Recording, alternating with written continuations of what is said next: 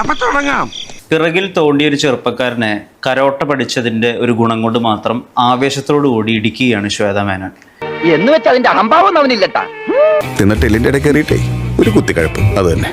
അപ്പൊ ആ ചെറുപ്പക്കാരൻ പറയുന്നുണ്ട്, ഇനി എന്നെ ഇടിക്കരുത്, എന്റെ സൈക്കിളിന്റെ ചെയിൻ കേടായി പോയതാണ്.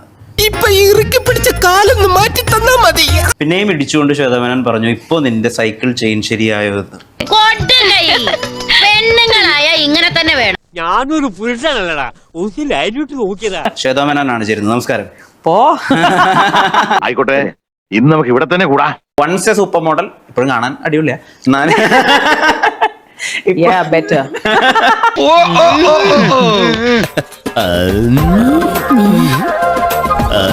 ബോട്ടോക്സും ഡോക്ടറിന്റെ അടുത്ത് പോയാലും നമുക്ക് നാളെ ജോലി ഇല്ലെങ്കിൽ ഒന്ന് ആലോചിക്കുക, എല്ലാം തൂങ്ങിയെടുക്കല്ലേ ഉണ്ടാവുക.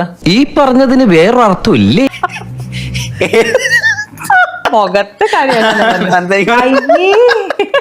കൊതുകിനുമില്ലേ ക്രിമികടി?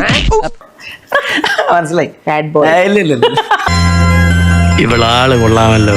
പബ്ലിക്കായിട്ടൊക്കെ ഞങ്ങൾക്ക് പറയുന്നത് കേട്ടിട്ടുണ്ട്, ശ്വേതാ മേനോൻ ഫസ്റ്റ് നൈറ്റിനെ പറ്റി സംസാരിക്കും, ശ്വേതാ മേനോൻ അഡൾട്ട് ജോക്ക് പറയും. എനിക്കെന്തോ പോലെ. അതെങ്ങനെയാ ധൈര്യം വന്നത്? അതോ അത് നാച്ചുറലി അങ്ങനെ വരുന്ന?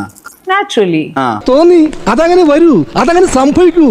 ഞാൻ എല്ലാവരും കൂടെ സംസാരിക്കാറുണ്ട്, എല്ലാ ആണുങ്ങളുടെ കൂടെ ഫ്ലേർട്ട് ചെയ്യാറുണ്ട്. Why not?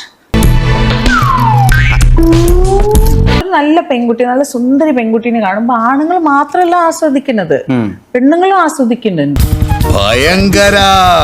അത് ആസ്വദിക്കണം. അതുകൊണ്ടാണ് ദൈവം നമുക്ക് രണ്ട് വലിയ ഉണ്ട കണ്ണ് തന്നത്. എന്റെ അച്ഛൻ വഴിയാ ഞാൻ പഠിച്ചിട്ടുണ്ട്. വായ നോക്കാനോ? പിന്നെ നമുക്കിട്ടെന്ന് വെച്ചല്ലേ ഒരു സുഖം. എന്റെ അച്ഛൻ നല്ല വായ നോക്കിയായിരുന്നു.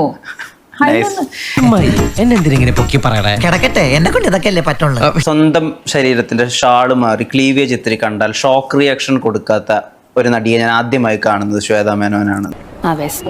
എന്തോ കുത്തി പറയുന്ന പോലെ എനിക്ക് ഫീൽ ചെയ്യുന്നുണ്ട് കേട്ടോ. എല്ലാ സമയത്തും എന്ത് സോഷ്യൽ മീഡിയയിൽ ഏതെങ്കിലും നെഗറ്റീവ് കമന്റ് ഇടുമ്പോ ഞാൻ പറയണത് ഗോ എഫ് എന്ന് പറയുന്ന ആളാ ഞാൻ. ഓർമ്മിപ്പിക്കല്ലേ പൊന്നെ. ഞാൻ ഓർക്കുന്നു, വല്ലാതെ ഓർക്കുന്നു.